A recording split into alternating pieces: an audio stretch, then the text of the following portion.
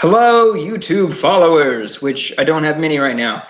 But hey, let me introduce myself. I'm Daniel. I am the founder, creator, builder, developer, whatever you want to call me, behind Cast 98, the only online auditions form that automatically imports all the conflicts and all the biographical information straight to the rehearsal schedule. Cast 98 is an all-digital theater logistics software for community theater directors. Super powerful, super great, but that's not why I'm here to tell you all about it. I just had an experience where I've gotten fed up with seeing these little app teaser videos. I manage some e-commerce websites, and I go to look at an app that sounds like it's going to do something that my client wants to do. And I pull up the little video, it's a 60-second or a 2-minute video, and watch it. And the video shows absolutely nothing about the app. It doesn't show any screenshots. It doesn't show any actual usage examples, no case studies, no nothing. It's just a little cartoon guy walking around scratching his head going, oh, I think I want to do something better.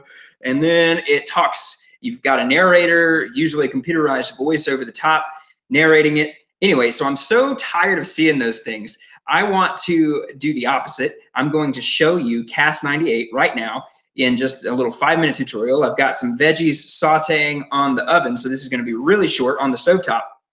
This is going to be really short and dirty, totally improvisational. I'm going to go ahead and share my screen, and we're going to jump right into this.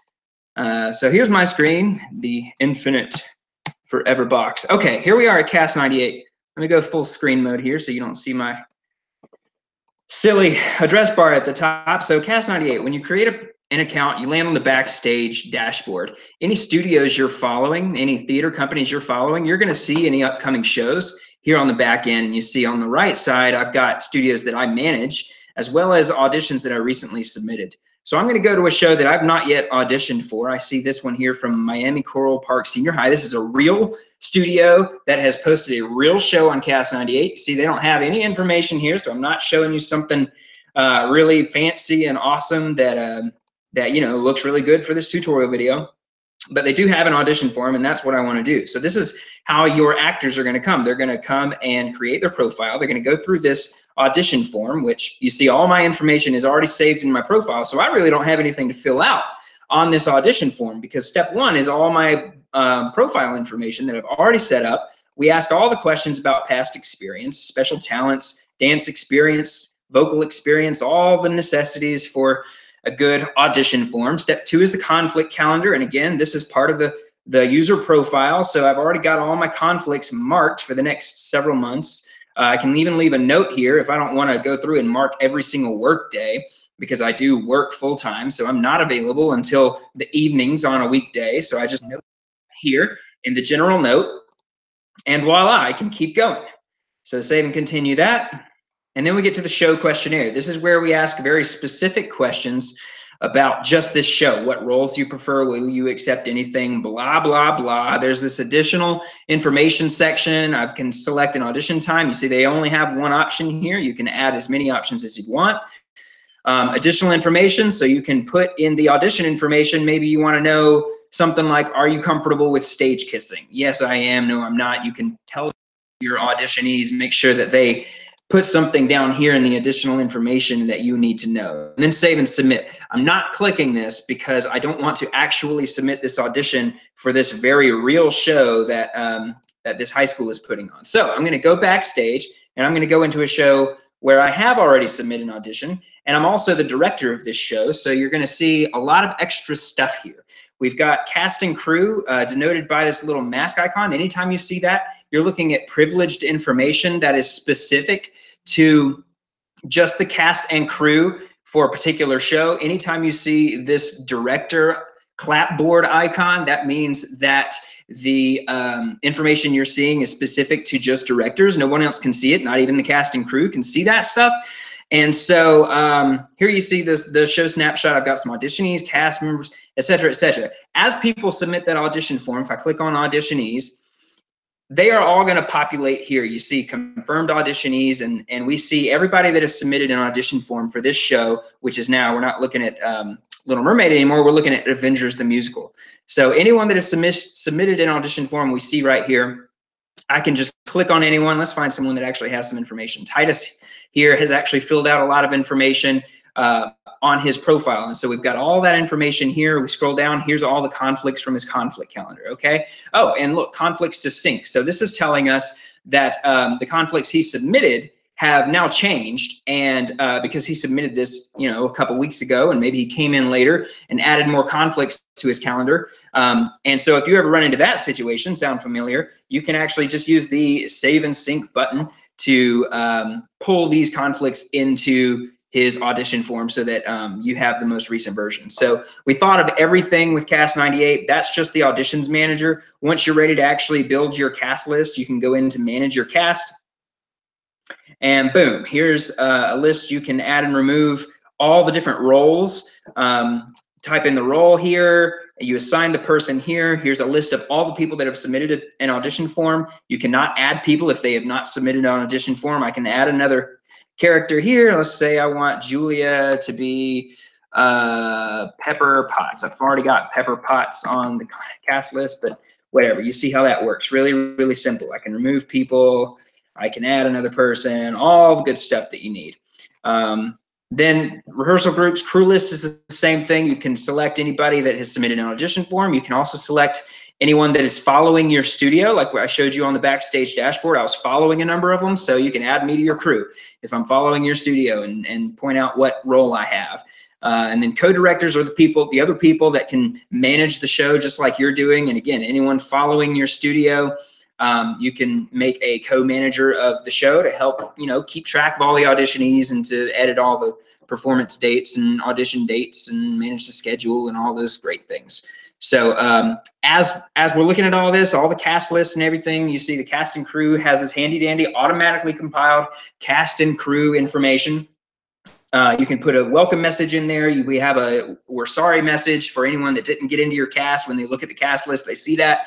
For anybody that actually gets in to your show, they can access all of the contact information for everybody in the show. And so you see the director icon here. That means that the emergency information and the t-shirt sizes, that's privileged information. Just the directors see that. It's personal information. We don't share that with the entire cast. Yeah, it's just so easy to use, guys. And the cast bios are automatically pulled in. Are you tired of hassling your cast to submit their cast bio? Well, if they've ever put a cast bio on their profile on Cast 98, we automatically pull that in. So they just can tweak it show by show, but they never start from scratch. And then the rehearsal schedule is this beautiful schedule that we've put together, and they haven't posted the schedule yet. Let me just say yes to that since I am a director here. And so now we can see the rehearsal schedule. We can filter the rehearsal schedule. We can look at the past stuff, the upcoming stuff. And if you see, it's really hard to see, but there's a star right here on some of these schedules. And that indicates that I am a attendee on that schedule. So my name is highlighted. And if I click the attendee button on any of these that have a star, you're going to see my name is on there. Villainous Laughing, I'm not on there. Okay, and if that's not enough, I can go to just mine. Now I'm only looking at my schedule, my rehearsals. Okay, so no more excuses about overlooking a rehearsal because I had to go through this giant spreadsheet. It's all right here on one screen, and if I want to export a rehearsal to my Google Calendar, I just hover over the export rehearsal button, and I can export any rehearsal with one click, making it really super simple to integrate with all of your things. For the directors, how this looks when you're building the schedule is very, very, very simple. So I told you that conflict calendars automatically import from the rehearsal schedule, okay? So it's a simple 1, 2, 3 steps to get, all right, we've got a little bug here. I'm gonna go fix that, it's no big deal. But we've got a 1, 2, 3 step schedule builder where you just select which attendees you want. And all of their conflicts have synced to the rehearsal schedule, and there is a bug right here. There's some malformed code. I'm going to go fix that. It's really embarrassing, but again, there's a live demo. What do you expect? So, yeah, all of the conflicts are going to appear here, and I'm going to go fix that real quick so that you can see it. We've got screenshots on Facebook, on Instagram, on the website itself. You can see what this looks like. Really, really handy, and just super easy to use. Oh, you know what? No. This is because this is a sandbox site where I've built this. Let me switch over real quick because I don't want you to think I actually let this broken situation happen. Let me log back in here because you see I'm not logged in right now. So I'm looking at the cast list and I can't see anything. It's just a login screen because this is a restricted area. So you see we're protecting everyone's privacy. All right, so I'm gonna log back in. We're not using a sandbox this time. Okay, so if I scroll down now, go to manage schedule, voila, here's everybody we want to see. All right, I'm testing some new stuff on that sandbox. So you can select everybody here. The rehearsal schedule builder works flawlessly now. If you want to add a rehearsal, you just click on the date. You can say this is going to be his and her costume fitting, or costume fitting for Agents of S.H.I.E.L.D., okay? Now let me go back to the top and make sure that I've only selected my Agents of S.H.I.E.L.D., okay? And so now we can select a day again, February 13th, costume fitting for Agents of S.H.I.E.L.D. By the way, that's the rehearsal schedule, the rehearsal groups at the top. Your cast never sees these, but if you set them up, you can define which people go into which group, and it just makes things really simple. If you don't want to bother clicking on each person individually, making sure you don't overlook every person, you see them popping up down here as I click on them. I mean, this really can't get any easier, guys. It's so frustrating that apps don't actually show their stuff. Can you tell I'm really irritated by this? Okay, costume fitting, whatever, it doesn't matter. You don't have to leave notes. You don't have to leave an end time. But you see, here's all the current schedules we've set up. Here's the people that are coming. Here's the venue for the rehearsal, and we're going to save that rehearsal. There's the confirmation message. If we scroll down, you see costume fitting for Agents of S.H.I.E.L.D. has already popped up on the rehearsal schedule. So when you publish that for your cast members, they're going to see it right out of the chute. Okay, let's just add another one here. March 30th is another costume fitting for superheroes. And just to show you, you see all the red tick marks, that indicates how many conflicts there are for a date. So we've made it really visually easy to see. If you're scheduling your tech rehearsals, obviously those are going to be fixed dates. I suggest you start with those and then work your way backwards. Your big company numbers, you want to make sure that you go up and select all of your entire cast, or maybe just your dance ensemble, and make sure you find the dates that work best for those large groups. And then the fewer people you have, obviously, the less opportunity for conflicts. But costume fitting for superheroes, sure, yeah, that sounds great. Let me just go back up and select my just my Avengers, and we're gonna go down now. This is so annoying. Oh, and if you hover over anybody's little X, if they've left a comment that maybe they have a partial conflict that day, I don't see any here. But you can see the general notes at the top. Titus says, I have a recurring conflict on Sundays till 2 p.m. And then Edwina says, I have no life, schedule me on any days, whatever. So there, you've seen the whole thing, people. This is it. You schedule all your rehearsals, and when you're ready, you can publish the cast list, publish the rehearsal schedule. It's all private until you do it. You see, now I go back to the homepage, and because I toggled on the rehearsal schedule earlier, you can see my rehearsal count went up compared to earlier. So there you go. Like, that's it. Super simple. Let me stop sharing my screen so you can see how passionate I am. So that's it. How long have we been on the air here? I didn't really look, but it hasn't been more than 15 minutes, I know, and you've seen everything we have to offer. So that's the tutorial for community theaters. Any theater director that's tired of messing with conflicts, or that any stage manager, unpaid usually, volunteer stage managers put countless hours into taking the conflict calendars that people submit either on Google Forms or Sign Up Genius or by hand on a paper form. Oh my gosh. They don't have to do that because all that work is automated.